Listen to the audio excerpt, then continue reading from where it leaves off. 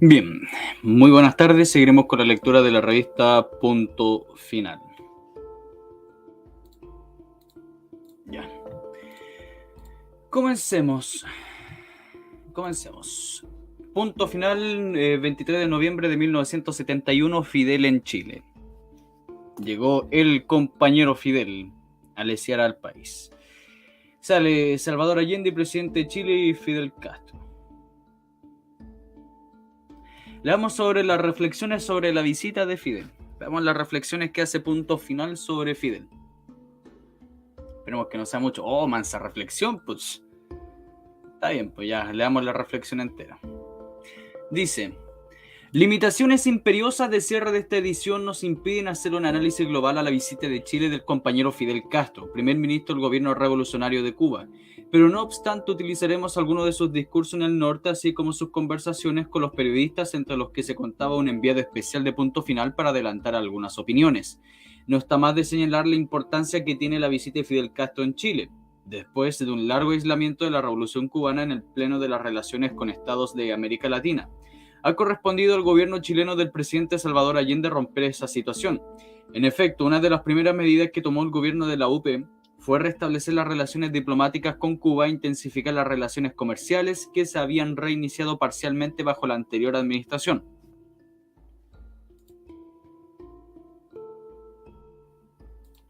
Luego dice: la situación de relativa debilidad porque atraviesa el imperialismo norteamericano como resulta de su fracaso en Vietnam ha sido aprovechada hábilmente en la Cancillería chilena, creando el restablecimiento de vinculaciones a nivel internacional que Washington se ha limitado a observar en hosco silencio. Es así como, ejerciendo un derecho soberano que hasta hace poco se haya francamente disminuido, Chile rompió las resoluciones ilegales de la OEA y reanudó relaciones diplomáticas con Cuba. Además, estableció este tipo de relaciones con la República Popular China bastante antes que en la ONU triunfara la tesis correcta de admitir en su seno a esa gran potencia socialista. Abrió relaciones diplomáticas con la República Democrática Alemana y relaciones comerciales con la República Democrática de Vietnam y la República Popular Democrática de Corea, que en el futuro próximo debe subir al nivel diplomático. Estos hechos ocurridos en el transcurso de un año debe anotarse con legítimo orgullo al haber del gobierno del presidente Allende. Conviene agregar que en el plano internacional la política de la Unidad Popular se ha complementado con una cuidadosa relación con los países latinoamericanos, en especial con los vecinos. El presidente Allende visitó la ciudad de Salta, en Argentina, para entrevistarse con el general Lanusse y posteriormente lo recibió en Antofagasta. Asimismo, realizó una gira por Ecuador, Colombia, Perú. En cuanto a la Argentina, otra coyuntura inesperada ha resultado muy favorable para el gobierno chileno.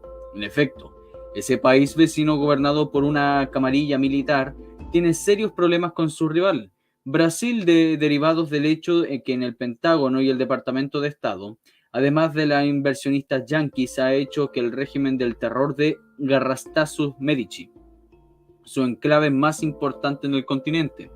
Su único litigio fronterizo con Argentina, referido a la soberanía en el canal Beagle, ha sido colocado de mutuo acuerdo bajo la decisión de un tribunal arbitral. Hay que agregar que ese sucinto examen que la Cancillería chilena se ha preocupado a la vez de realizar respecto a los Estados Unidos, una política despojada de actitudes que pudieran ser calificadas en Washington como provocaciones. El sutil equilibrio de esta política ha permitido, como queda reseñado, perfeccionar diversos actos concretos en el plano externo que se ajustan a los requerimientos del programa de la Unidad Popular. De este modo, la presencia de Chile en una nación pequeña que trata de iniciar la construcción del socialismo ha ganado prestigio en el ámbito internacional. La visita a Chile de Fidel Castro, invitado por el gobierno y recibido en todas partes con el ceremonial correspondiente a su rango de primer ministro de una nación amiga, corresponde a ese contexto. Si se hace excepción del Poder Judicial y del Poder Legislativo, que no tienen pudor en esconder su control por la derecha y que por lo tanto se automarginaron en la recepción de Fidel Castro, el resto de las autoridades civiles y militares y eclesiásticas del país participaron en los actos protocolares que han rodeado la visita del primer ministro cubano. En el ángulo oficial, pues, la extensa gira de Fidel Castro por todo el territorio chileno ha sido un éxito rotundo para esta cuidadosa política a que viene ciñéndose el gobierno de la Unidad Popular.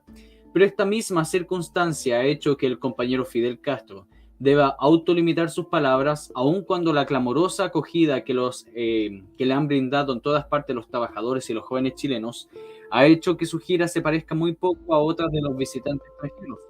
Desde luego, su arribo a Santiago estuvo rodeado de una impresionante manifestación de masas.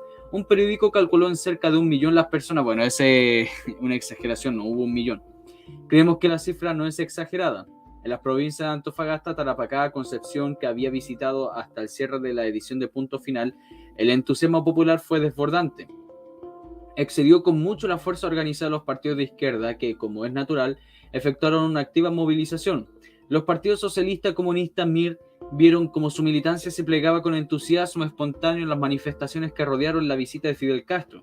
Pero también miles y miles de personas sin organización partidista acudieron en todas partes a ver y a oír a Fidel, exigiéndole muchas veces que hablara o esperando durante horas su arribo a los puntos previstos en su itinerario.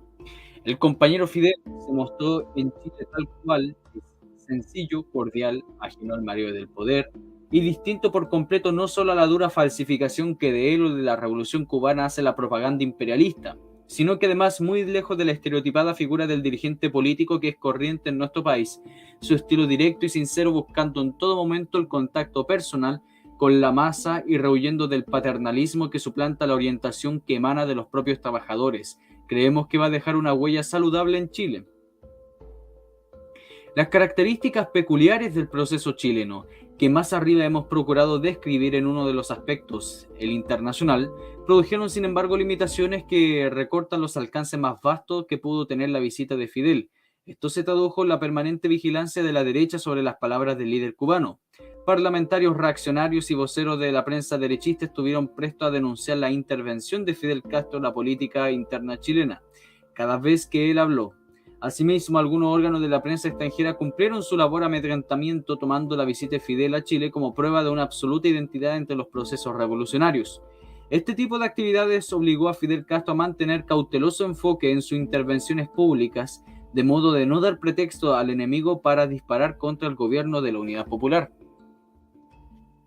Sin embargo, el solo hecho de esta presencia en Chile significa un estímulo a las fuerzas sociales y políticas que luchan con el socialismo. El poder de su personalidad, encarnado en la vigorosa fuerza antiimperialista de la Revolución Cubana, consiguió sobradamente ese resultado. Vastos sectores chilenos fueron sin duda ganados en cambio de su actitud con el respecto a la Revolución Cubana, y por ende el proceso revolucionario en general, al entrar en contacto con un Fidel Castro que sacudió de modo efectivo la imagen causada por su contrapropaganda imperialista. Añádase que esto de muchas otras palabras mueven la izquierda chilena a una provechosa reflexión. Por ejemplo, sin consideraciones sobre su sectarismo, en la reunión con los universitarios de Antofagasta o a sus juicios de Pedro de Valdivia sobre las relaciones. Pedro de Valdivia no se refiere al conquistador, se refiere a la mina, por si acaso. Sobre las relaciones de los obreros y las industrias nacionalizadas con el resto de la clase trabajadora, o sus opiniones sobre el proceso chileno en la conferencia de prensa en Iquique. Ojo, yo ya me leí todos los discursos de Fidel Castro, están todos digitalizados por si acaso si a alguien le interesa. Está en la biblioteca, en la MESE, en la Miguel Enrique. En la SEME, perdón, MESE, es SEME. En la SEME, ahí está en la biblioteca de Miguel Enrique. Ahí están todos digitalizados. Si escogemos el tema del sectarismo es porque está dando en el proceso chileno y la voz de alerta que lanzó el compañero Fidel. Partamos por reconocer que las manifestaciones de sectarismo se producen en todos los niveles de la izquierda chilena. En algunas ocasiones es el equivocado método de sectores que así pretenden afincar la hegemonía política. En otras es la errónea respuesta de sectores que se ven atacados o marginados por sus legítimas discrepancias con aquellos que pretenden imponer sus puntos de vista. Los brotes de sectarismo en todo caso provienen de distintos ángulos y su resultado concreto es el de afectar las posibilidades del desarrollo del proceso chileno hacia el socialismo. Es bien posible, con acopio abundante de ejemplos de cargar la mayor cuota de responsabilidad a este u otro sector, depende de la ubicación ideológica que asuma el análisis del sectarismo. Pero el resultado seguirá siendo el mismo, un grave daño a las posibilidades de iniciar la construcción del socialismo en Chile en términos irreversibles. Desde luego, una determinada dosis de sectarismo creemos que es inevitable en este tiempo de procesos, Sería, como anota el compañero Fidel Castro, puro idealismo pretender que no existiera en absoluto, que hay un sectarismo legítimo. Si así pudiera darse, cuando está referido a la discrepancia entre revolucionarios y sectores reformistas o simplemente enemigos del socialismo. Pero el sectarismo es una mala hierba cuando crece en medio de las fuerzas de izquierda que profesan la misma ideología proletaria. Las discrepancias legítimas cuyo debate es un nivel fraternal debe ser provechoso y se convierte en encuentros fratricidas cuando se contaminan de sectarismos. Y eso ha estado ocurriendo desgraciadamente en el proceso chileno. La animosidad con que se muestran los dientes bajo la cuerda de los partidos obreros de la Unidad Popular o la descomposición de la relación entre estos partidos y las fuerzas revolucionarias ajenas a la coalición de la UP y se traducen en agresiones puras y simples.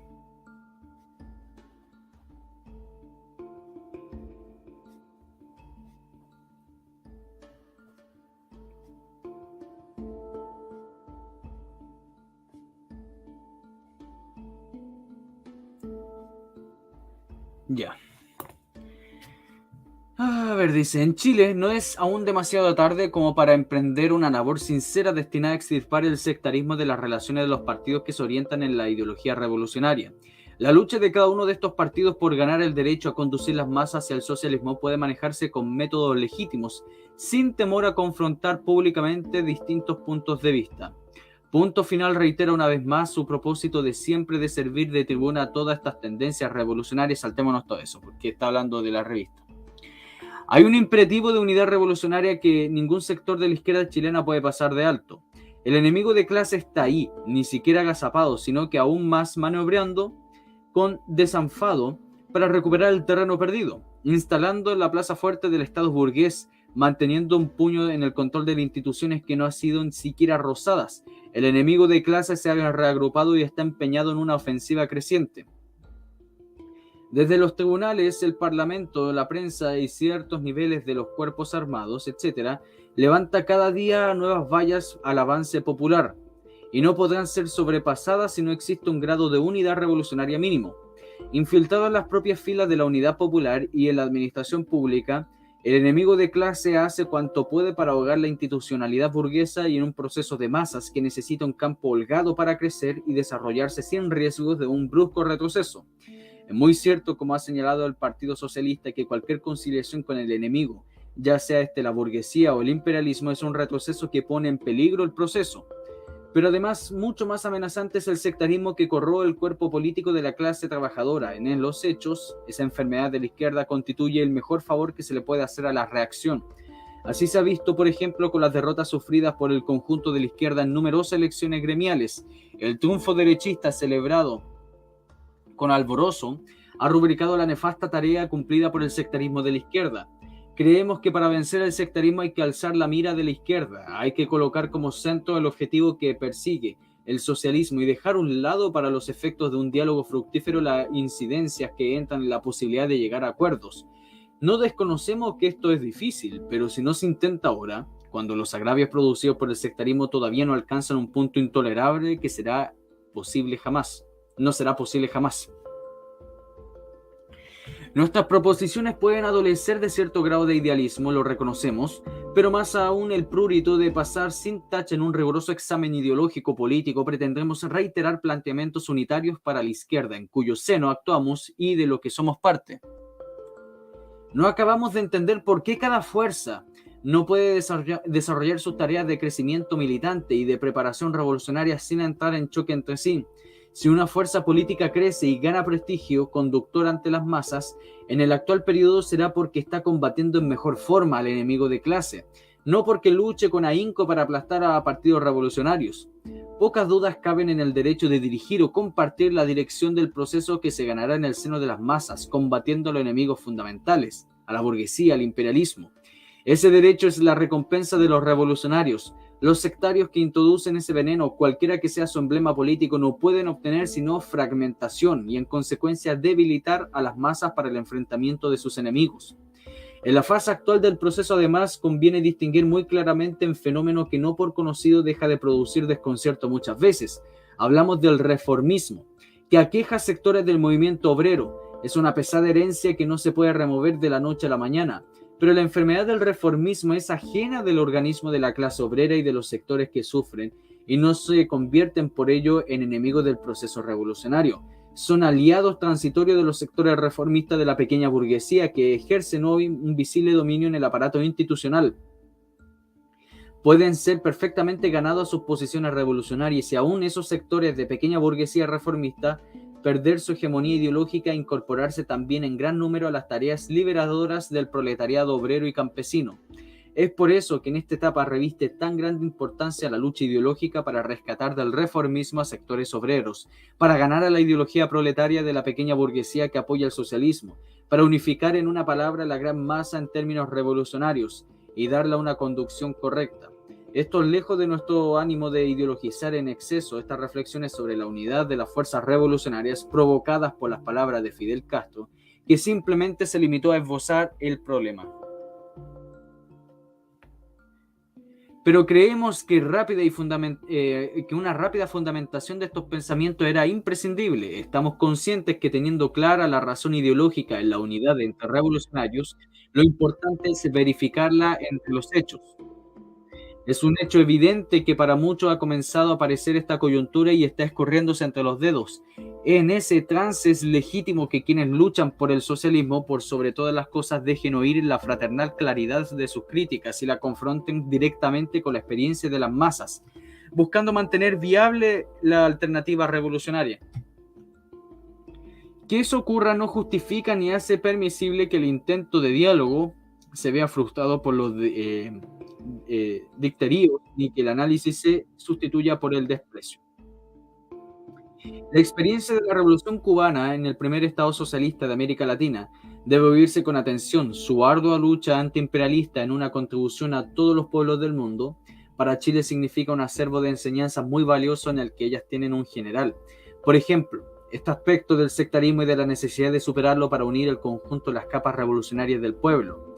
El proceso chileno está llegando al punto preciso donde las primeras dificultades serias con el imperialismo, con la burguesía interna, se hacen sentir. Es también el punto exacto donde la unidad de los revolucionarios puede aportar al gobierno del presidente Allende la fuerza necesaria para definir el curso del proceso en un sentido irrevocable.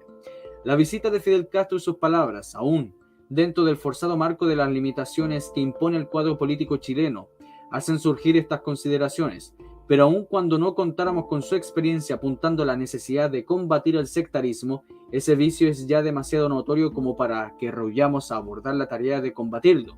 El enemigo, esperando una debilidad extrema, una dispersión favorable, una claudicación importante, está ahí para recordárnoslo.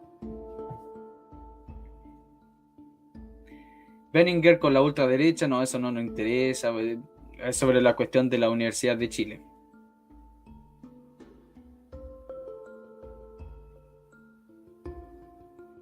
El debate va al colegio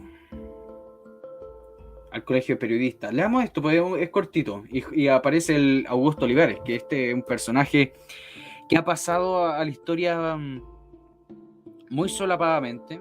Bueno, la gente de izquierda que conoce de la historia del OP obviamente ama a Augusto Olivares, pero dentro de la historia tradicional y la gente común y corriente no lo conoce. Este personaje, Augusto Olivares, literalmente, ¿quién fue el que lo llamó así?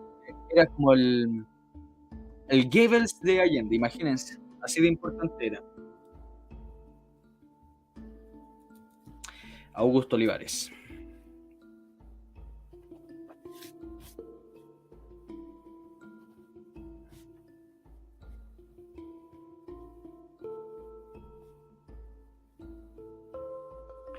Página 12.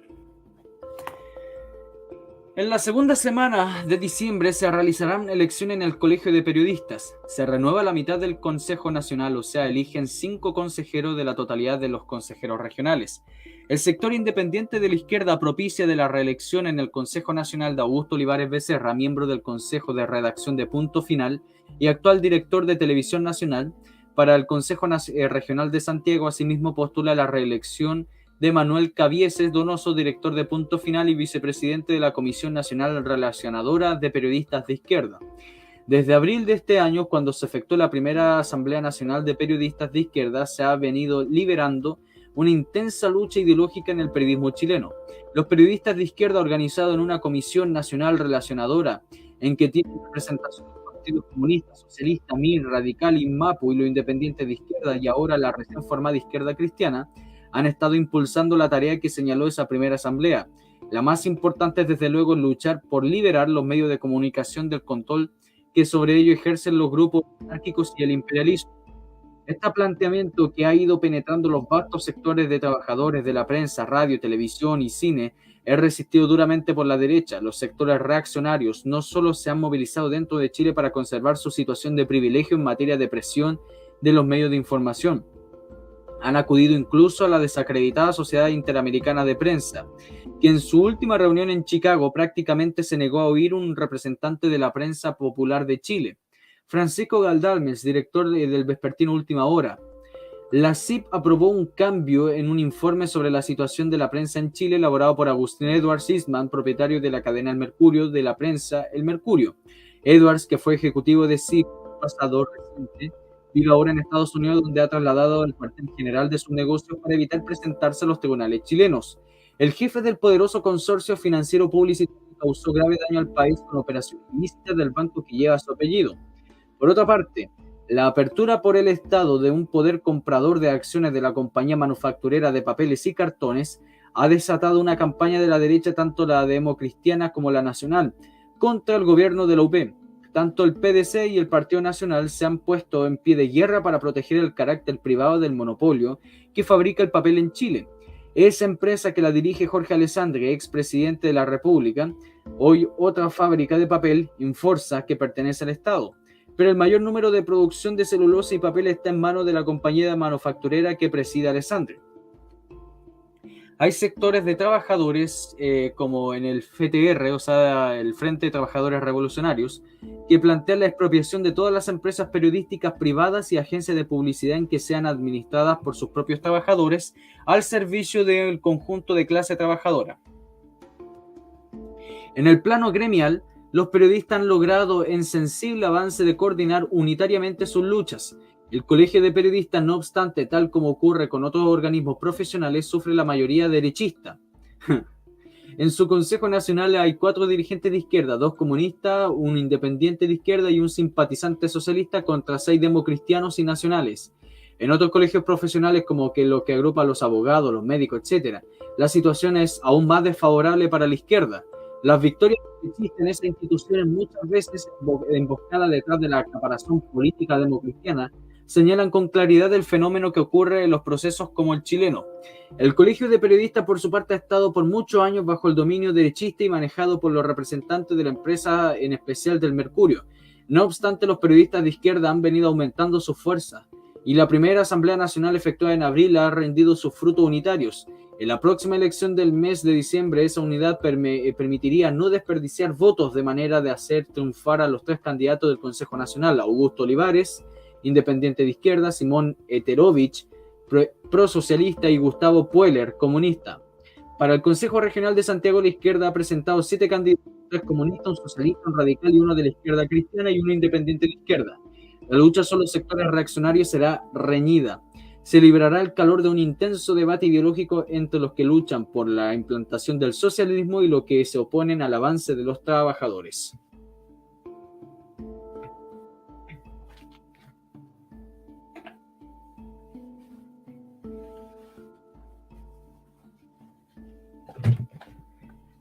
Sigamos, a ver, dice Alimento para la Paz de Estados Unidos, ahí se burlan de Nixon, el escrito de Carlos Marighella, no nos interesa.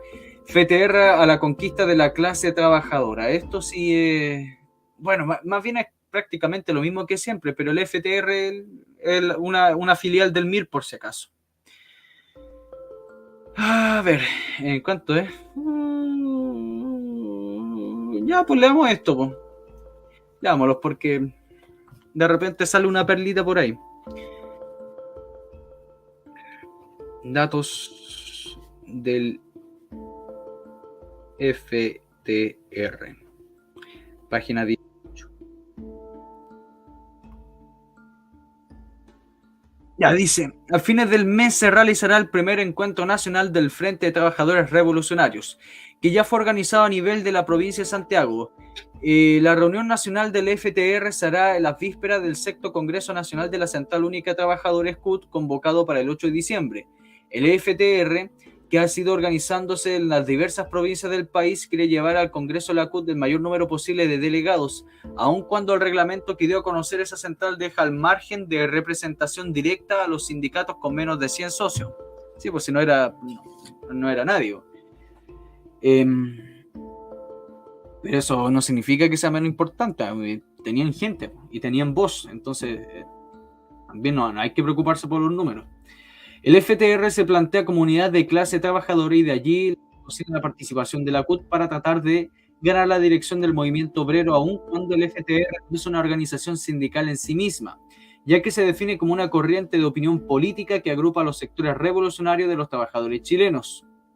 Los dirigentes sindicales que se han adherido al FTR y los delegados directos que pudieran asistir al Congreso de la CUT, en representación de esta corriente, se proponen plantear los puntos de vista del FTR en un torneo convocado por la CUT.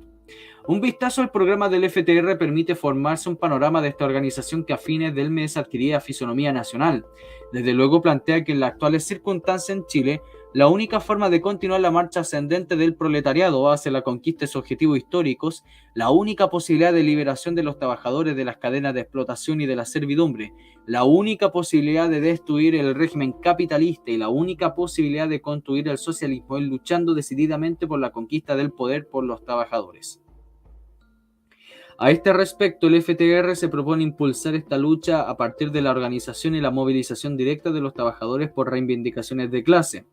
La construcción del socialismo, agrega el FTR, requiere como paso fundamental que las fábricas, fondos, riquezas del país les sean expropiadas a los explotadores para que éstas, en manos del Estado obrero y campesino, y administradas por los propios trabajadores, sirvan a los intereses de todo el pueblo. Por lo tanto, el FTR, junto a la lucha por la conquista del poder, impulsará la lucha por 1. Expropiación sin pago de las minas de cobre y de todas las empresas en manos del imperialismo yanqui. 2. La expropiación sin pago de todas las grandes industrias y monopolios industriales, así como también de toda la empresa en manos de los grandes capitalistas nacionales. 3. La expropiación de todas las industrias en que realicen sabotaje, boicot, desabastecimiento, despido arbitrario de trabajadores. 4. La expropiación de todas aquellas empresas importantes para la planificación y el control de la economía por parte del Estado. 5. El FTR llama a impulsar la lucha por la expropiación de todos los bancos, campañas de seguros, así como también de todo el comercio exterior y de los monopolios comerciales y distribución del mercado interno. Respecto a la reforma agraria, el FTR suscribe el programa del Movimiento Campesino Revolucionario, que plantea 1. Expropiación de todas las tierras de la burguesía agraria chilena de 7.000 fundos. 2. Expropiación rápida del casco, maquinaria y animales sin indemnización. 3. No derecho a reserva. 4. Toma de posesión inmediata de las tierras expropiadas.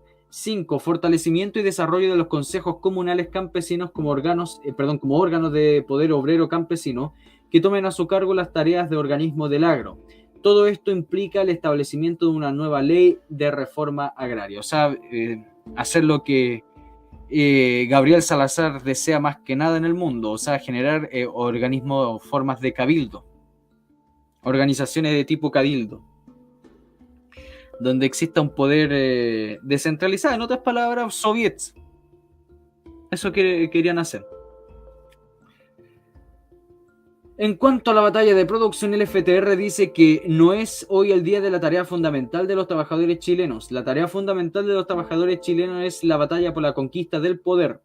La escasez y el desabastecimiento de productos agrícolas o industriales no la provoca la lucha de obreros y campesinos, sino que por el contrario es consecuencia de la lucha reaccionaria que los dueños de la fábrica y fondos de mina, monopolio, etc., libran contra el gobierno y los trabajadores.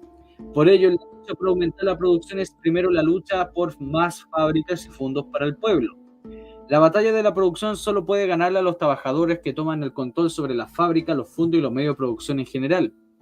Para los trabajadores revolucionarios, la batalla de la producción significa fundamentalmente 1. Control y fiscalización organizada de los trabajadores sobre el proceso productivo como forma de preparar a los trabajadores para el ejercicio del poder, tanto en las industrias estatizadas como privadas. 2. Mayor contratación de personal para aumentar la producción y para absorber en parte de la mano de obra cesante. 3. Plena utilización de la capacidad instalada de la industria. El aumento de la producción no debe significar nunca aumentar el grado de explotación de los obreros, no puede significar un aumento de las ganancias del patrón capitalista, no puede servir tampoco para pagar indemnización a los antiguos patrones. El programa del FTR plantea que los trabajadores no deben detener sus luchas por mejorar sus condiciones de vida, pero que deben enfocarlas dentro del marco de las tareas por la conquista del poder.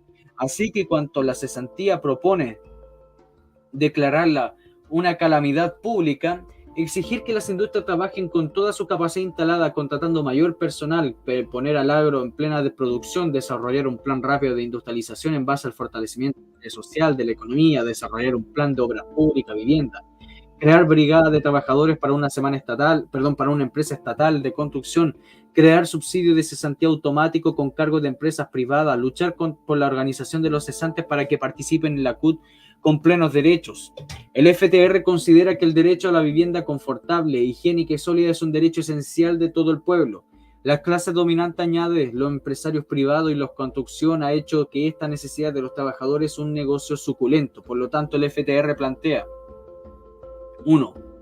La expropiación de todas las grandes empresas privadas de la construcción y la creación de la empresa estatal de la construcción, la que sobre la base de la brigada de trabajadores deberá resolver a corto plazo el problema de la vivienda, eliminando así la mediación de los empresarios y contratistas particulares. 2.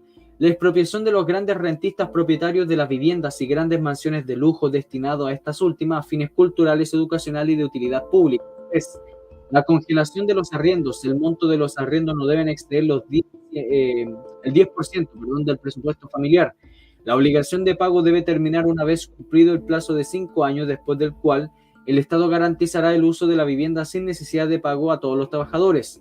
El FTR apoya la lucha de los trabajadores para conquistar mejores salarios, por lo tanto plantea 1. Debe existir una remuneración mínima vital única que permita satisfacer todas las necesidades del grupo familiar, es decir, alimentación, salud, cultura, educación, recreación, vivienda, vestuario, movilización, etc. 2. Esta remuneración debe ser reajustada de acuerdo al alza real del costo de vida. 3. El reajuste debe ser escalonado. 4. Debe fijarse una escala única de remuneraciones para el sector público que sea válida para los distintos grupos de ese sector. 5. Debe fijarse una remuneración tope para el sector público que permite con los sueldos millonarios y con la desnivelación que existe actualmente. 6. Se debe luchar por la nivelación de los salarios, exigiendo por lo pronto igualdad de salarios para quienes desempeñan un mismo oficio o profesión, al igual trabajo, igual salario. 7. El FTR considera justo que los trabajadores luchen por una parte de las utilidades obtenidas por el Estado a través del control sobre la industria estatizadas, la nacionalización del cobre u otros que se destina al mejoramiento de las condiciones de vida de los trabajadores y especialmente aumentos salariales. 8. Con respecto a los distintos sistemas de incentivo económico que se utilizan para aumentar la productividad del trabajo, el FTR considera que el carácter individual de estos introduce divisiones entre los trabajadores, fomenta el individualismo y la competencia y conduce al agotamiento físico. En el fondo, estos sistemas constituyen una forma de superexplotación, ya que por una parte los obreros tienden a superar o compensar con su propio esfuerzo las malas condiciones técnicas y la falta de programación en la producción, y por otra parte generan una plusvalía adicional que entrega al patrón para una utilidad mucho mayor. El FTR considera que a largo plazo el objetivo de los trabajadores debe ser luchar por la desaparición de estos sistemas y la incorporación de los incentivos al concepto del salario. Mientras tanto, que el objetivo de terminar con los divisionismos, la competencia individualista, el trato injusto y la discriminación que existe actualmente plantea A. Nivelación de los salarios base. B. Garantizar los salarios base de acuerdo a los ritmos normales de producción. C. La aplicación colectiva a los incentivos y distribuyéndose entre los trabajadores. Respecto a la organización de los trabajadores, el FTR plantea el tipo de organización que incorpore a las amplias masas que hoy dicen de ella. Los puntos concretos de estos son: 1. Establecer el principio de funcionamiento de acuerdo al ejercicio de la democracia directa de las bases, a través de las asambleas de base, asamblea de delegados u organismos de base. Elección universal y directa de los dirigentes nacionales, regionales y locales de la CUT. 2. El establecimiento de los consejos de delegados por comuna o provincia integrados por los delegados de los organismos base, ante los cuales rendirán las cuentas permanentes de los dirigentes de la CUT. 3. La creación de los sindicatos únicos nacionales por la rama industrial que agrupen, por ejemplo, el Sindicato Único de los Mineros del Carbón. 4. La formación de federaciones nacionales por grupos de actividad económica. Por ejemplo, Federación Nacional Minera, que agrupa a todos los mineros del cobre, el carbón, el hierro, etc. Estas federaciones nacionales deben representarse directamente en el Consejo Nacional de la CUT. 5. Las bases de esta nueva organización deben ser comités sindicales o sindicatos industriales que deben constituirse en todos los sitios de trabajo donde laboren 5 más personas. El FTR impulsa la puesta en marcha de estas modificaciones tomando en cuenta que lo fundamental, estos son acuerdos del último Congreso Nacional de la CUT que aún no se ha llevado a la práctica. El FTR reconoce que la CUT, como máxima organización sindical de los trabajadores chilenos, luchan por su fortalecimiento y desarrollo y combate todo intento de paralelismo sindical ante ella.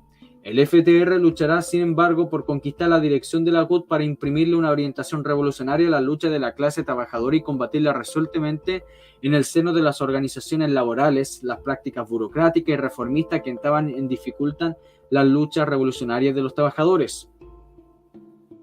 Las características del periodo actual en que los trabajadores tratan de ganar cada vez más fábricas y fondos para el pueblo hacen fundamental la necesidad de instaurar el control de los trabajadores sobre la actividad económica, sobre la producción de bancos y la distribución de los distintos niveles de administración del Estado, la movilización en torno a la defensa de los intereses de clase, combatiendo la especulación, el sabotaje, el desabastecimiento, la burocracia, etc. La participación como instrumento de control obrero permite adquirir conciencia de la contradicción fundamental que se da actualmente entre las legítimas aspiraciones de los trabajadores por una parte y por otra el obstáculo que significa todo el aparato burocrático y legalista del Estado burgués.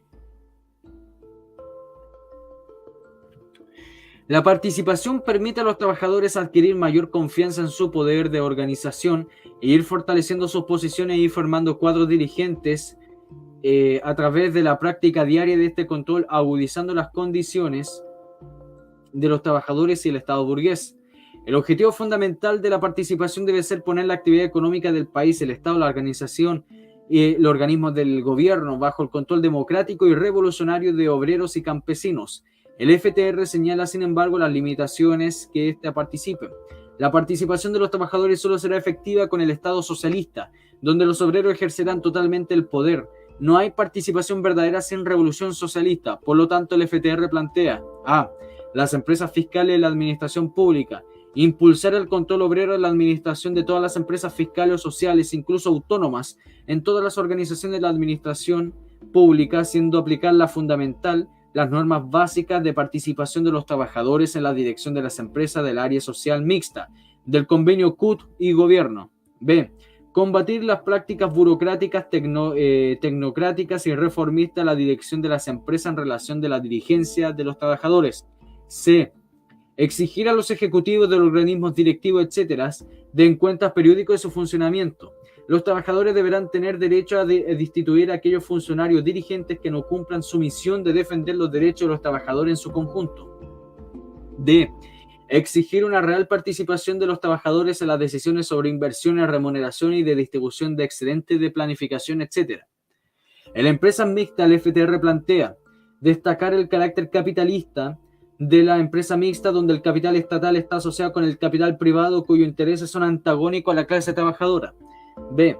Afirmar la actuación de los trabajadores en el ejercicio del más riguroso control sobre la administración. En la empresa privada, el FTR plantea establecer mediante los comités de vigilancia un sistema de vigilancia y fiscalización para contrarrestar los intentos de sabotaje de los patrones.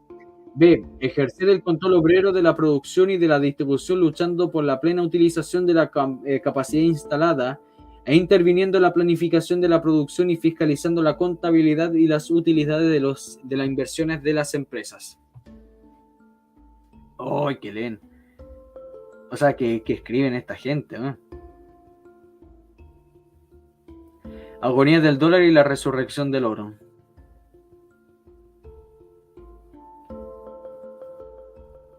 Compartiendo la riqueza.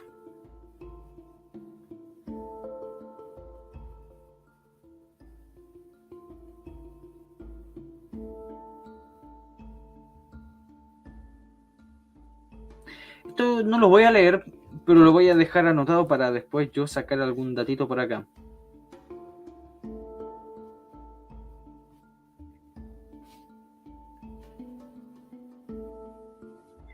Página 27. Esto lo voy a leer yo después. Se puede sacar algún dato. Ahí está Fidel.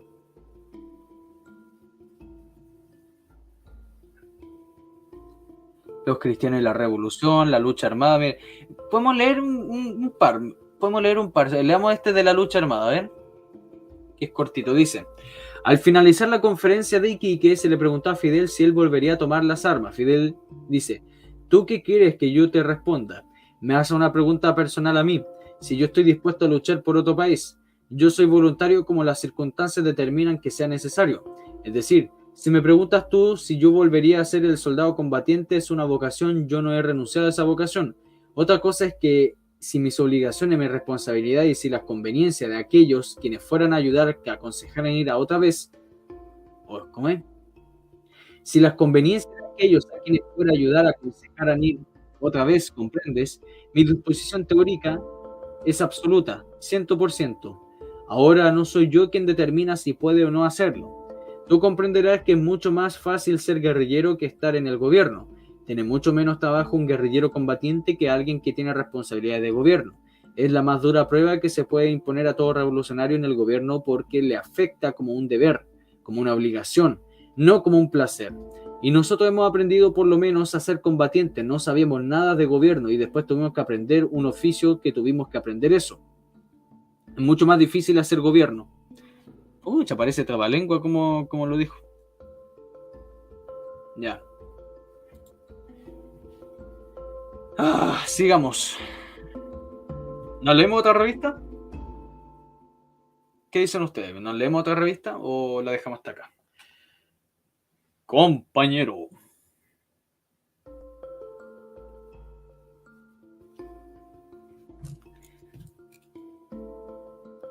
Veamos. 19.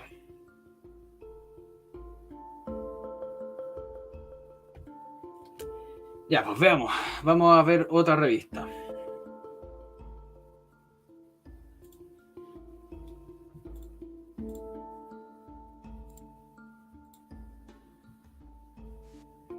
Unidad contra el imperialismo, 30 de noviembre de 1971.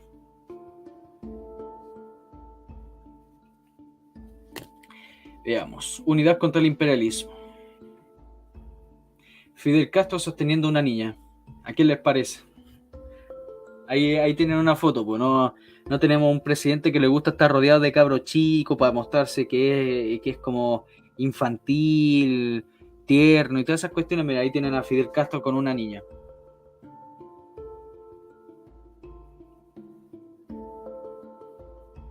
Esto no lo vamos a leer porque es un editorial de Punto Final. Fíjense, es un editorial de Punto Final. Es lo mismo que leímos delante sobre la unidad, de dejar el sectarismo y todas esas cuestiones. Saltémonos eso.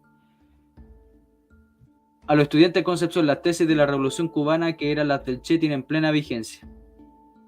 Esto yo ya lo leí, no sé si quieren que se lo lea. Esto lo leí yo, mansa entrevista. Pero tienen de repente algunas perlitas como de la lucha armada, pero muy, muy indirecta, porque a esta gente, según lo que cuentan algunas personas, se le instruyó que no hablaran directamente de las perspectivas revolucionarias que ellos prácticamente todos los días hablaban, sino más bien que lo hicieran solapadamente. Pero de repente es como que se les sale. Pero es sobre la visita que tuvo a la Universidad de Concepción. Aparecen hablando los del MCR, diciendo un par de leceras. Fíjense, es la entrevista. ¿Se fijan? Fidel en Chile. La clase obrera está llamada a escribir la historia revolucionaria. Los obreros del carbón, sí, esto también lo leí. Pero es bueno saber lo que está también en Punto Final todo esto.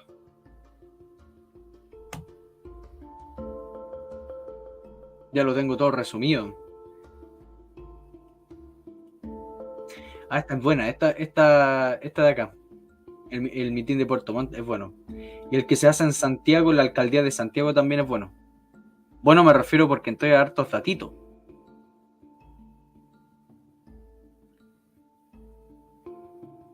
Los reaccionarios están asustados por la amistad chileno-cubana en el estadio Rancagua.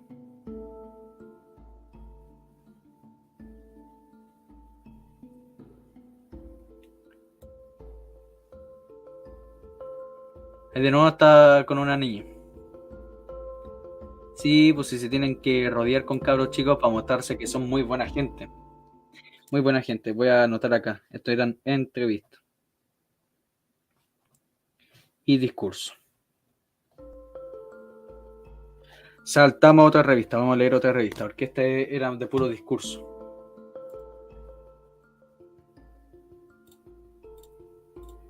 Pam, pam, pam, pam, pam, pam.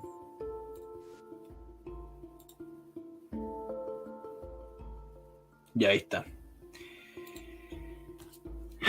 Martes 7 de diciembre. Estamos una revista y terminamos el año y pasamos al año 72. Yo estoy totalmente seguro que vamos a terminar el punto final a finales de febrero. Porque estamos leyéndonos dos revistas más o menos. Y estamos avanzando rápido además. 7 de diciembre del 71.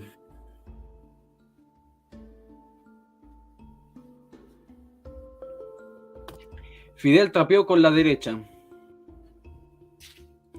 Aquí está Allende con la típica camisita blanca que usan los revolucionarios allá del Caribe. Las cartas están hechas, socialismo, fascismo para Chile. Esto también es una editorial de punto final.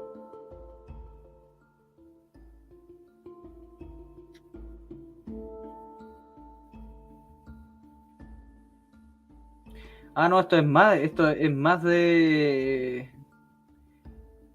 Son más entrevistas. Son más entrevistas. Tan buenas las fotos, ¿eh? Estas fotos usted no las va a encontrar en Google. Estas fotos me va a servir harto para los videos. Universidad Técnica del Estado, miren.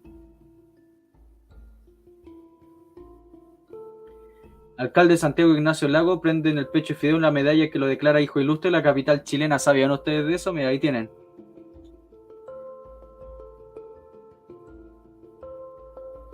Ahí hay fotos del MIR.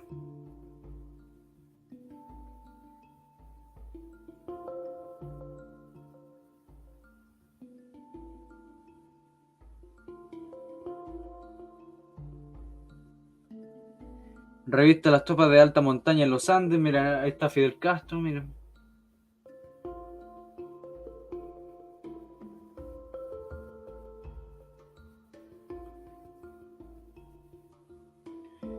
Oh, es terrible largo. Pero esto lo voy a anotar, lo voy a leer yo después.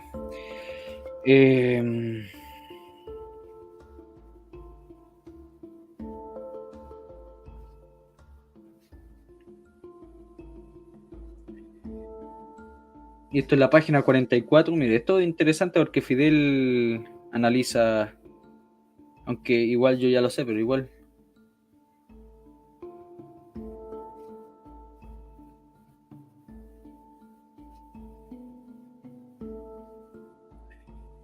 Fidel siempre encontró el proceso chileno como algo defectuoso, pero nunca se lo dijo directamente a Allende. Es como cuando un cabro chico hace un dibujo que es feo y queda mal y uno no le dice que le quedó mal, pero uno dice le quedó bien, pero puedes mejorar, ¿o no? Más o menos eso le decía Fidel a Allende,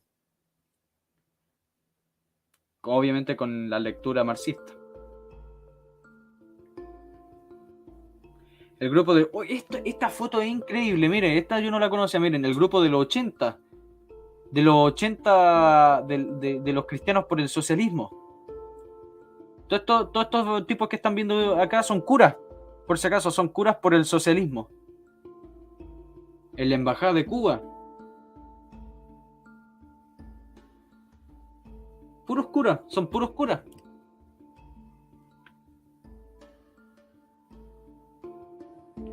El PS. Chile-Cuba, venceremos. Provincia agraria de Colchagua.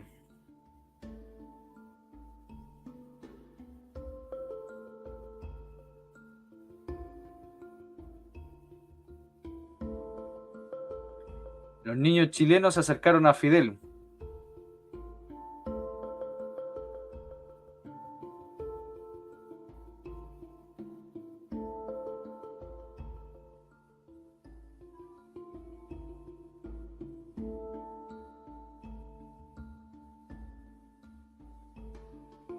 Ya. Pasemos a la siguiente revista, nos las terminamos todas, pues nos terminamos todo el año, pues nos ahorramos de leer todo eso, pues era imposible leerse 68 páginas en un puro rato. Y yo ya me las leí también, pues ¿para qué? Vamos a compartir la otra. Está buena, pues. Menos pega para mí. 21 de diciembre de 1971 y terminamos el año 71. Y qué coincidencia que justo dio 21 páginas. Al fascismo lo detiene el socialismo. Y ponen ahí la esvástica nazi y la araña del Patria Libertad. Ya, esto lo bajamos. Dilema con qué solucionarse, avanzar, quedan las winchas. Se están burlando de Patria Libertad. No, esto es un pasquín, pues, le están diciendo facho, fascista, esto no lo agarramos. Chao. Capitalismo de Estado, una etapa del proceso. También, ya hemos leído un montón de esas cuestiones. O sea, hay que ser selectivo con estas cuestiones, lo que no nos interesa no lo leemos. Y punto. Porque si no, los gorilas muestran los dientes a Chile.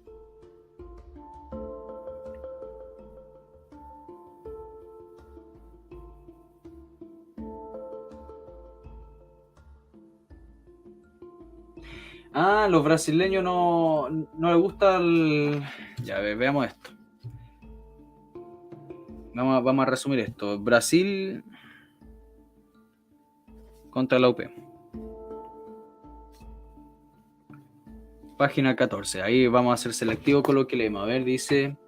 En nuestro número 141... Saltamos todo esto porque está hablando de Brasil. No mencionas nada de Chile.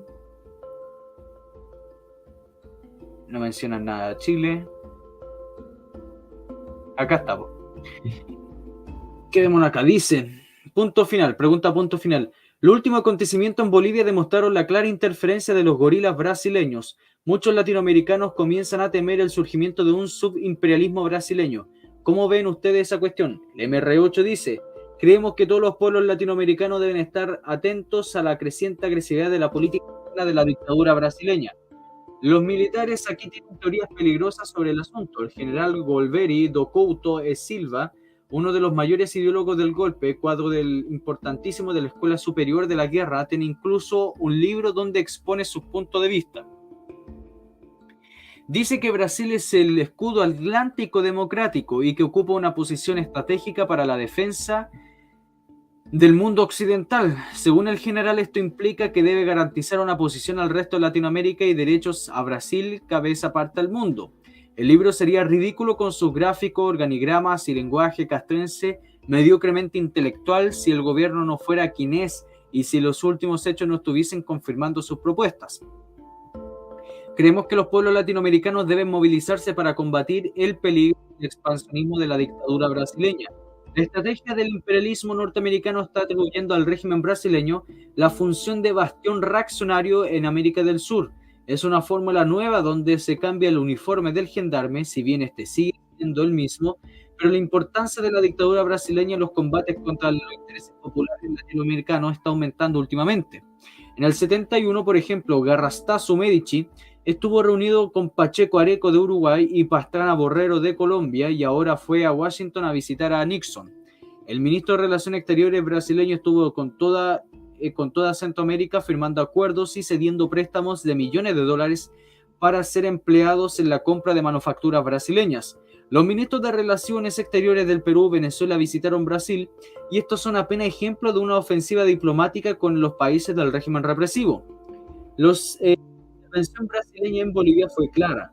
Mercenarios fueron entrenados en la provincia brasileña de Mato Grosso. Panfletos fueron impuestos en nuestro país, impresos en nuestro país y distribuidos en Santa Cruz. En relación al Uruguay, existe un plan de invasión llamado Plan de las 30 horas, tiempo que los gorilas estiman necesario para la ocupación del territorio del pueblo hermano. Existe una enorme concentración de tropas en el tercer ejército brasileño en la frontera sur del país y una campaña de la prensa controlada que muestra al Uruguay camino del caos. Pero no es solamente eso, la política represiva brasileña existe también en relación a Chile y el gobierno del UP. Tenemos informaciones de fuentes dignas de crédito, pero que por obvias razones no podemos revelar, que desde la subida de Allende del gobierno ha habido una serie de reuniones de los altos mandos brasileños sobre cómo obtener el proceso chileno. Detener. Obviamente no se trata de cruzar los Andes con el ejército gorila. Existen formas más útiles y solamente de los ingenuos y falsos ingenios pueden seguir pensando que la ocupación militar es la única forma de intervención. Los militares brasileños no están dispuestos a permitir un gobierno que camine hacia el socialismo en Sudamérica. Y en la medida que el OP chilena cumple con su programa, esto irá quedando más claro. La táctica adoptada hasta ahora ha sido de respaldar a los grupos ultraderechistas chilenos oficiosamente, como en el caso de Fiducia. No tengo idea quién sea el caso de Fiducia. Además, el desarrollo de una campaña antichilena por la prensa controlada a través de los portavoces del CIP, hombres como Nascimento Brito y otros. Podemos informar también la existencia de la sección militar que funciona en el propio edificio del Ministerio del Ejército, donde se encuentran maquetas de las fronteras chilenas con Bolivia y con Argentina, y además los mapas y planes secretos. Creemos que el pueblo chileno debe estar alerta y movilizando ante estas actividades. La política externa agresiva y la política interna represiva son dos faces de la misma moneda, y nosotros los brasileños latinoamericanos debemos ver esto muy claro. Solamente nuestra unidad militante, la movilización de masa y el avance de las luchas libertadoras serán capaces de enfrentar y derrotar a nuestros enemigos comunes. La conciliación solo alimenta al enemigo y solo debilita nuestras fuerzas. Por eso mismo queremos expresar a través de Punto Final nuestra solidaridad combativa al pueblo y a los militantes y a las organizaciones y partidos revolucionarios de toda Latinoamérica. Nuestros enemigos son comunes, nuestros problemas parecidos, nuestro destino el mismo. Pero nosotros, brasileños, descubrir esto, redescubrir nuestra situación de latinoamericanos, es romper con la división entre América española y América portuguesa. De la misma forma como la sumisión y la dominación de lo imperialista que volvieron a Brasil hacia Europa y los Estados Unidos, la liberación que reintegra Latinoamérica. Finalmente, nos gustaría que Punto Final transmitiese a los brasileños que se encuentran en el exterior y particularmente en Chile nuestra certeza de que ellos se mantienen comprometidos con nuestra lucha, no como espectadores distantes, sino como participantes en otro frente de combate. Todos tenemos una contribución que dar, por mínima que sea, y estemos donde estemos. La revolución no puede prescindir de ningún apoyo, ella es tarea de todos, solamente así nuestro pueblo se liberará. Fíjese lo que está diciendo, que los brasileños que estaban acá, obviamente no todos los brasileños que estaban acá eran revolucionarios marxistas, pero los brasileños que tenían tendencias de izquierda, acá lo está diciendo uno de los líderes del MR2.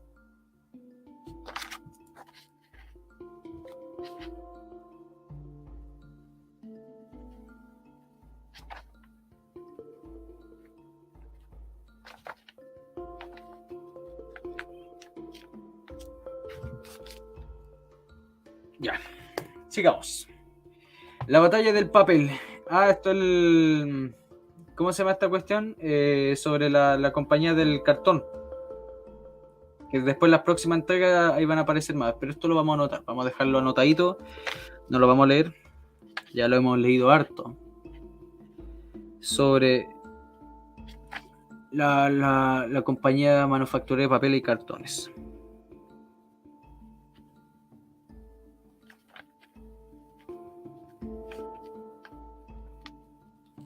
Una de las pocas empresas que nunca lograron expropiar, que sus trabajadores y todos lucharon arduamente para que no se las robaran.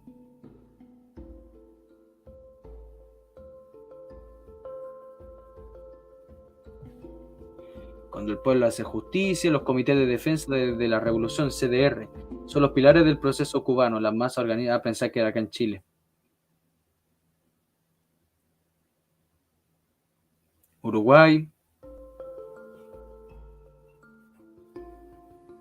Acá se están burlando de Patria y Libertad, del PDC.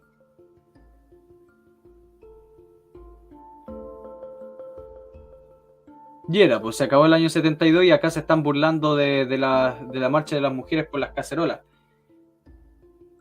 Están poniendo puras viejas cuicas ahí con cacerolas, puras viejas feas, burlándose de mujeres obreras y todo eso. Ahí está.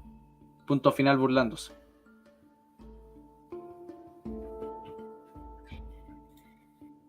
Ya. Veamos esto. Saludos Germán, saludos Maggie, saludos Tomasita, saludos Marité, saludos José González. Voy a poner esto, aunque para que lo vean ahí. Planet Caravan, Laura, José B, Tomasita, José González, Paul Alberts, Wombat, Valkyria, Angélica, Claudio, bienvenido. The Fox, malditos comunistas. Uy, uy, El Roto, Max Núñez,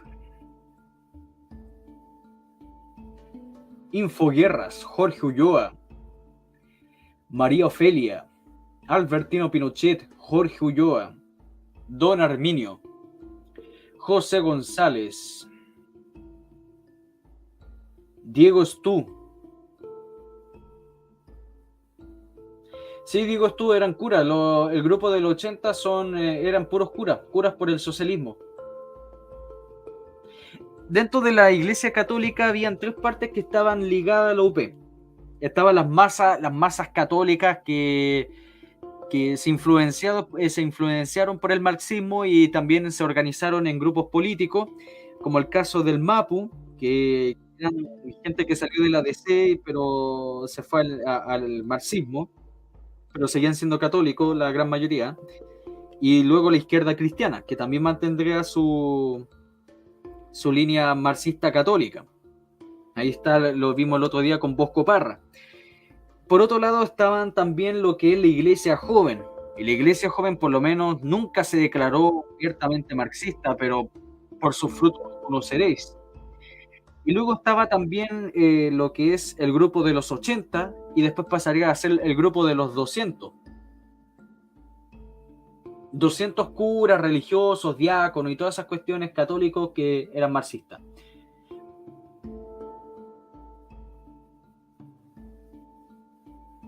Veamos qué más.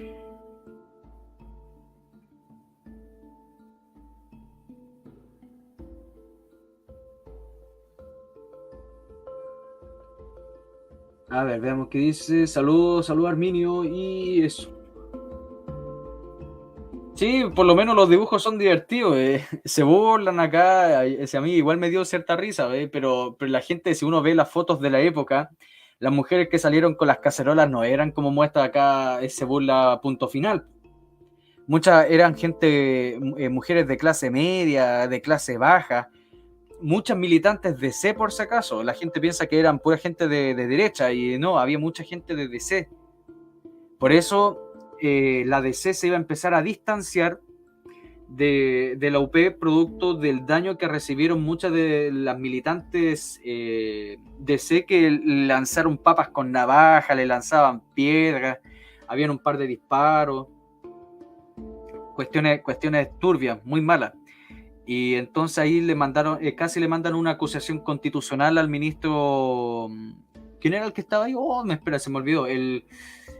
Era el Toapo. Era Toao, ¿no? Claro, pues Toa estaba como ministro en esta época. Claro que sí, Fabi. Eran mujeres normales, común y corrientes, como la mamá de cualquiera. Clase media baja. Obviamente había mujeres de la clase alta también, por supuesto, pero acá esto es una parodia. Hay un libro muy bueno de una de las dirigentes del grupo, ¿cómo se llama? Acción Femenina, ¿no? ¿Cómo se llama? O Frente Femenino, se me olvidó, que era un grupo de derecha, de mujeres de derecha, que cuenta cómo fue la marcha de las cacerolas. El primero fue a finales del 71, Arminio, pero los grandes comenzaron en el 72. Y después se le agruparon con el paro, como dicen los comunistas, el paro patronal, el paro de camioneros del 72. Así es, José González, ahí salió el PREJ. Ahí salió ese fulano.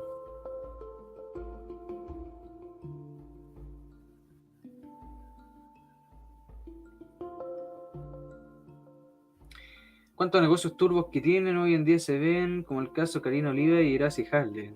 No sé qué tiene que ver, pero sí, caleta. Y en esta época los negocios turbios, Jorge Ulloa, eran gigantescos. Después les voy a poner otro datito en la comunidad sobre la empresa que tenía el Mapu con respecto a los autos. Se forraron estos tipos, se forraron, po. Mira, vamos a aprovechar que acá tenemos cierta cantidad de gente. Les voy a contar un dato de todo lo que he leído. Habían dos fulanos, que me voy a reservar el nombre porque lo van a ver en un video. Dos fulanos que en agosto del 73 pescaron 2 maletas con $1,500,000 y se estaban yendo a Miami y eran del Partido Socialista. Y entonces cuando la gente se dio cuenta, los diputados se dieron cuenta de que estos tipos se están excavando con casi $2,000,000, le preguntaron qué estaban haciendo, a dónde se estaban yendo con $2,000,000 en maletas. Y entonces estos tipos dijeron, no, es que lo íbamos a invertir en Estados Unidos, pues. Y entonces la gente de derecha le decían, pero no, que ustedes están en contra del imperialismo, invertir plata en el imperialismo y todo eso. Y entonces después no supieron cómo salirse con la suya, no quedó en nada. Después obviamente los metieron presos y todo eso, después que llegó el gobierno militar. Pero ahí está el chiste, po. Incluso ahí salió el Andrés Saldívar diciendo, pero esto es totalmente irregular, po, porque si uno va a hacer una inversión de esos niveles, no se hace llevando maletas llenas de plata. Ahí tienen una anécdota.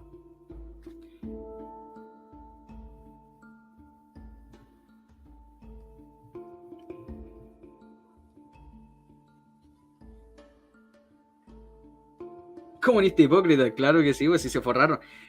Otro personaje que se forró caleta, si estos tipos se robaron todo, se lo llevaron todo. Después puedo hacer un listado de, según lo que yo he encontrado, de los robos que hicieron esta gente. Si esta gente cuando empezaron a caer el gobierno, sobre todo para el 10 y el 11 de septiembre, se llevaron todo lo que pudieron. Se lo llevaron todo. Ah, claro que sí, Diego, es tú. Por supuesto.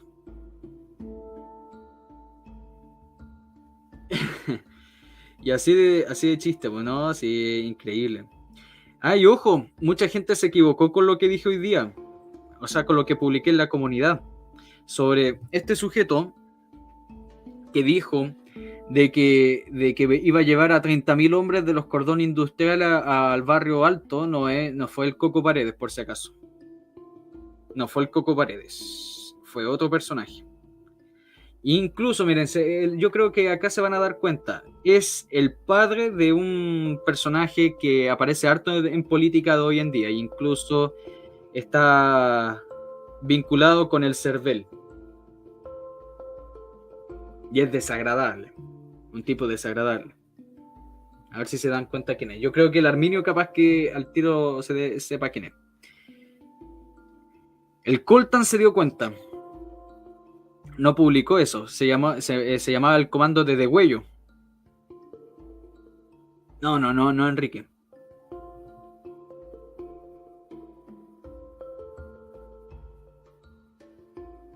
Así es Maggie. Así es Maggie. La Maggie le dio. Sí, también se robaron un montón de oro. Hay que recordar esto, recuérdenselo a todos los comunistas, a todos los progres que vean, que la Payita, junto con Allende, sacaron más de 6 millones de dólares de Chile. ¿A qué? A una cuenta privada. Porque no la estaban invirtiendo para Chile. Y esa es la cuestión, pues la Payita tenía a su dirección más de 70 autos. ¿Qué estaba haciendo con esos 70 autos? Y uno de esos autos estaba cargado con armas. Sí, Jorge Ulloa.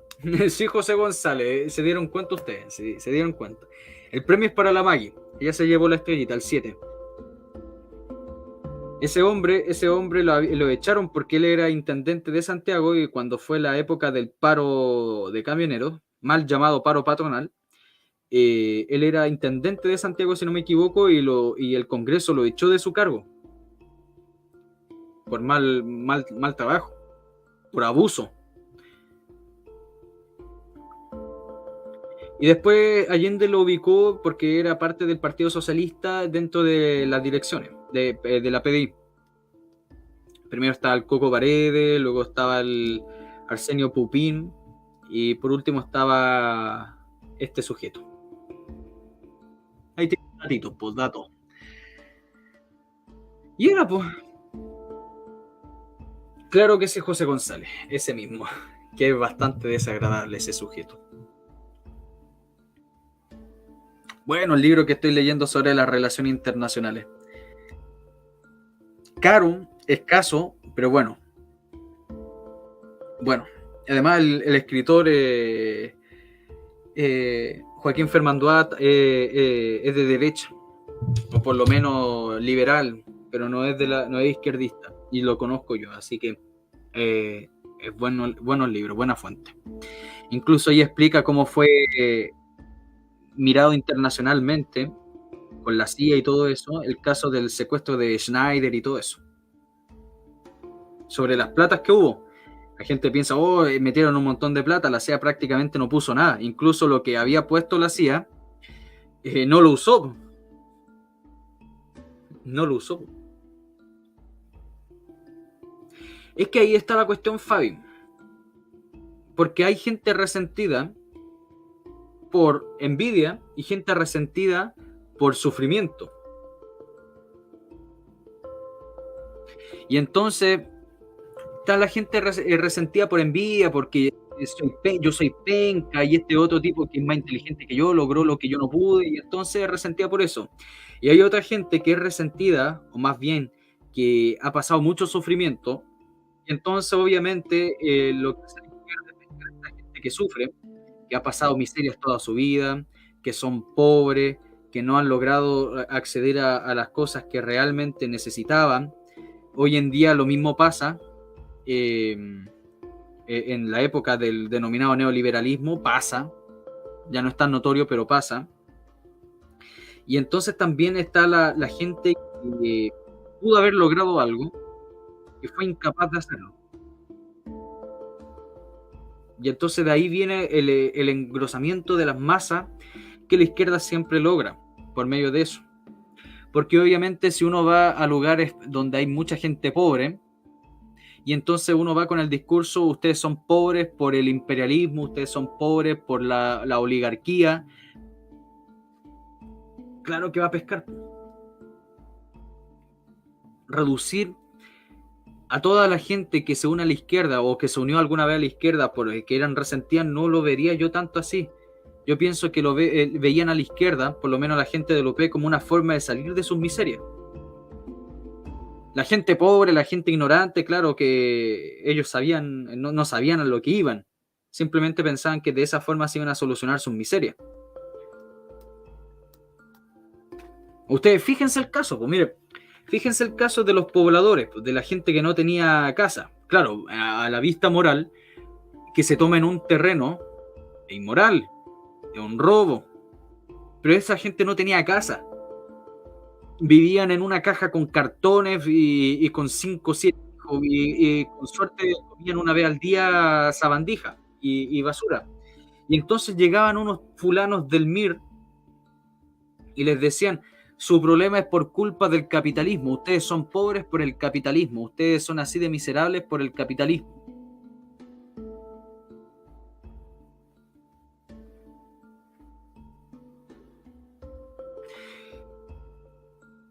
Entonces pega, vos. Y esa es la cuestión. Pega, pues. Y entonces esas masas, que después se transforman en militantes, piensan que de esa forma van a lograr avanzar a una etapa superior, como se dice. Lo que se dice lo que se denomina como conciencia de clase. Todos los desposeídos tenemos que unirnos. Y hoy en día, como el liberalismo triunfó y se forjó una identidad individualista, ya el sentido de masas ya no pega. Ahora son micromasas. Los que son inmigrantes, los que se creen gatos, los fulanos de allá, los fulanos de allá, y entonces van como objetivo en común a acabar con el sistema tradicional.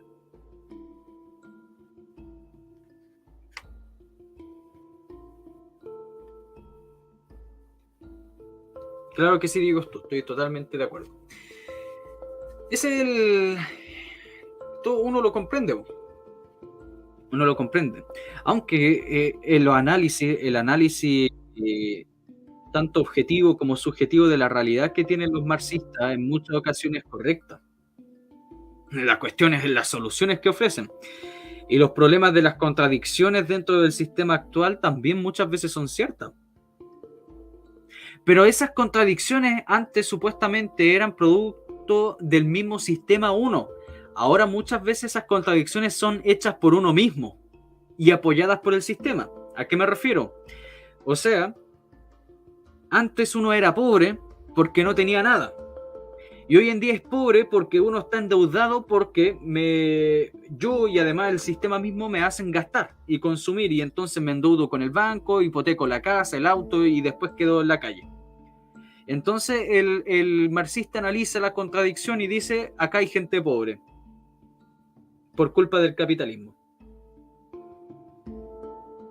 Y claro, antes uno podría encontrar cierto sentido diciendo esta gente es pobre, esta gente vive en el zanjón de la guada miserablemente y por eso llegaron los tipos de las juntas provinciales revolucionarias y de los movimientos de los pobladores revolucionarios, el MPR, para sacarlos de su miseria por medio de la revolución socialista, compañero, y todo eso. Ya, perfecto, uno entiende que puede haber cierto sentido ahí. Un mal sentido, pero uno lo entiende.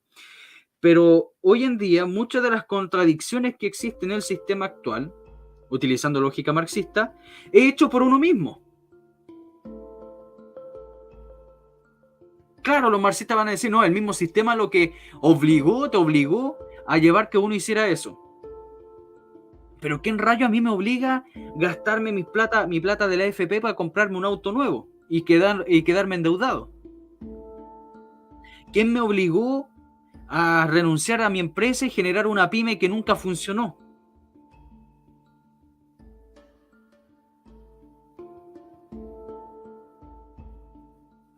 Exacto, Arminio. Y no sé si ustedes se están dando cuenta, Arminio se dio cuenta de un análisis objetivo de la sociedad chilena. Está aumentando caleta el proletariado. O sea, ni siquiera podemos llamar proletariado porque proletariado es de prole, no tienen ni hijos. De individuos. Pero de individuos cautivos. Individuos cautivos de necesidad. ¿Y quién le ofrece esa necesidad? El mejor postor. Pues quién es el que ofrece mejores cosas siempre va a ser la izquierda, porque la izquierda tiene una perspectiva de salvación, de revolución. En cambio, la derecha tiene una perspectiva de conservación. No sé si me logro entender. No sé si se me entendió la jerigonza. Me entiendo yo, pero...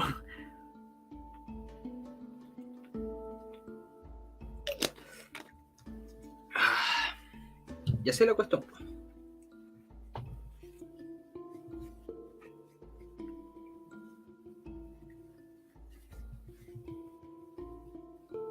Claro que sí, por mí no. Montón de clases bajas. ¿Cuánto porcentaje aumentado de pobres? Yo pienso, porque hay mucha gente que dice hay que actuar como hace la izquierda. Yo encuentro que es incorrecto. Actuar como hace la izquierda es incorrecto. Podemos ocupar algunas lógicas de la izquierda, algunos métodos de la izquierda, aunque ni siquiera son métodos de la izquierda, son métodos tradicionales de las tomas del poder. Y la izquierda nunca inventó cómo tomarse el poder, sino más bien lo utilizó como una herramienta factible. Porque desde el principio de la historia está las herramientas para tomarse el poder. Pero desde la época liberal se ocupa la denominada democracia. Y esos son tomas parciales del poder. En cambio, los marxistas dijeron, no, pues nosotros tenemos que aplicar formas tradicionales de toma del poder. Claro, le agregaron nuevas cosas. Y yo pienso que aprovechando este problema que tiene hoy en día la sociedad chilena, del aumento de clases pobres, tenemos que organizarnos en formas de frentes también.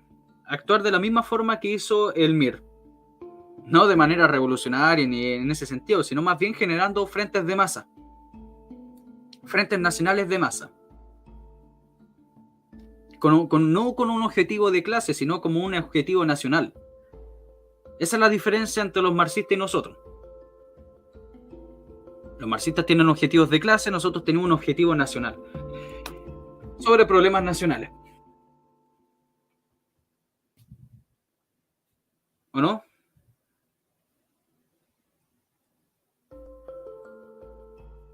Yo igual, Claudio, yo también me tengo que retirar, se me pasó la hora. No, es interesante, pues si se me da la lengua. Recuerden, estimados, compartan, difundan. El difundir es fundamental. Transfórmense en panfleteros. Compartan mi canal por todos los canales patriotas. Hagan que los dueños de esos canales patriotas me inviten para hablar de la UP. Hagan que me inviten. Si van a poner un super chat para preguntar una cosa a un canal grande, que me inviten. Inviertan en eso, por favor. Inviertan en eso. Inviertan en hacer propaganda de mi canal y de lo que estamos haciendo y de lo que va a llegar en marzo. Y recuerden, vean los otros videos. Vean los videos de la conquista de Chile. También es fundamental. Y recuerden que el canal está desmonetizado, estamos más pobres que rata, así que cualquier ayuda sirve para el canal, para pagar el StreamYard y para comprar más material. O sea, libros, para comprar más libros. Cuídense mucho, que Dios los bendiga, nos vemos. ¿Cuándo? Hoy día, ¿cuánto estamos? ¿Jueves? Mañana viernes. Mañana viernes. Hasta luego. ¿Cómo quiere hablar conmigo? Digo tú, contáctese conmigo por mi correo, se lo dejo aquí.